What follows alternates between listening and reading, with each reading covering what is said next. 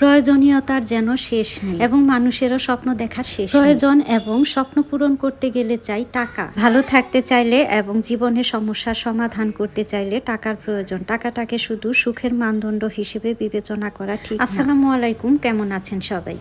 যখন আমি normal handset দিয়ে ভিডিও শুরু করেছিলাম তখন আমার ভিডিওগুলো কোয়ালিটিফুল ছিল না। এরপরে আমি আইফোনের ব্যবস্থা করলাম অনেক চড়াই উতরাই পার করে। আবারও এরপরে চড়াই উতরাই পার করে একটি ক্যামেরার ব্যবস্থা করেছি এই কয়েকদিন হলো। সম্প্রতি ডিসেম্বর মাসের একদম প্রথম দিকে আমি গিয়েছিলাম ঢাকা বাইতুল মোকাররম মসজিদ মার্কেটে। এজন্য প্রথমেই আমি ফেসবুক এবং ইউটিউব থেকে যে টাকাটা ইনকাম করেছি সেটা আমি এটিএম বুথ থেকে তুলে নিলাম। এরপর সকাল সকালে বের হয়ে পড়লাম টাঙ্গাইল থেকে ঢাকার উদ্দেশ্যে। গাড়িতে উঠে বসলাম, সাথে ছিল আপনাদের ভাইয়া। সকাল সকাল ঢাকা মহাখালী বাস স্ট্যান্ড পৌঁছেই নাস্তা করে নিলাম, নান রুটি এবং সাথে সবজি ডাল। গুরু পাক তৈলাক্ত খাবার না খেয়ে এই সাধারণ নাস্তাটি করে নিলাম আলহামদুলিল্লাহ। সকালের নাস্তা কমপ্লিট করে আমরা রওনা দিলাম বাইতুল মোকাররম মসজিদ মার্কেটে, যে কাঙ্ক্ষিত শোরুমটি সেখানে। আগের দিন রাতে অবশ্য ফোন দিয়ে রেখেছিলাম আমরা।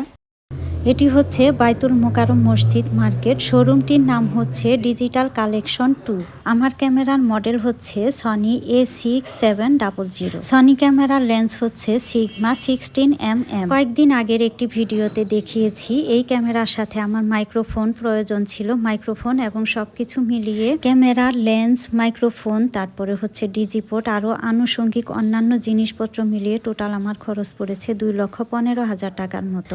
আমার ভিডিও গুলো আগের থেকে আরো বেশি কোয়ালিটিফুল করতে চাই, আরো বেশি সুন্দর করতে চাই, যেন আপনাদের আরো ভালো কন্টেন্ট উপহার দিতে পারি। আপনাদের সাপোর্ট এবং ভালোবাসায় আমি যেন আরো সামনে এগিয়ে যেতে পারি এবং আমি আমার স্বপ্ন পূরণ করতে পারি। ফেসবুক এবং ইউটিউবের কন্টেন্টগুলো আমি আরো বেশি কোয়ালিটিফুল করতে চাই।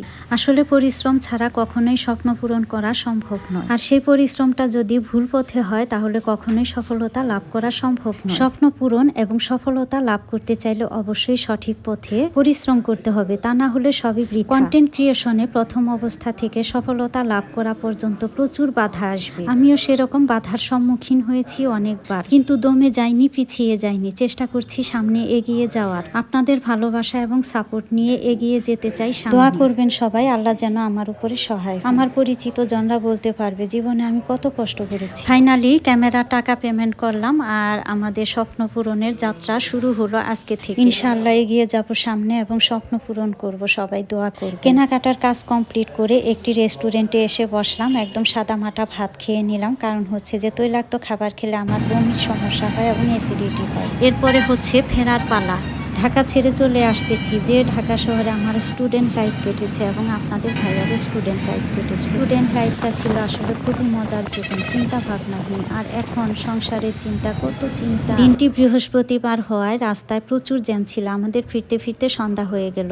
আজ এ পর্যন্তই। ভালো থাকবেন, সুস্থ থাকবেন সবাই।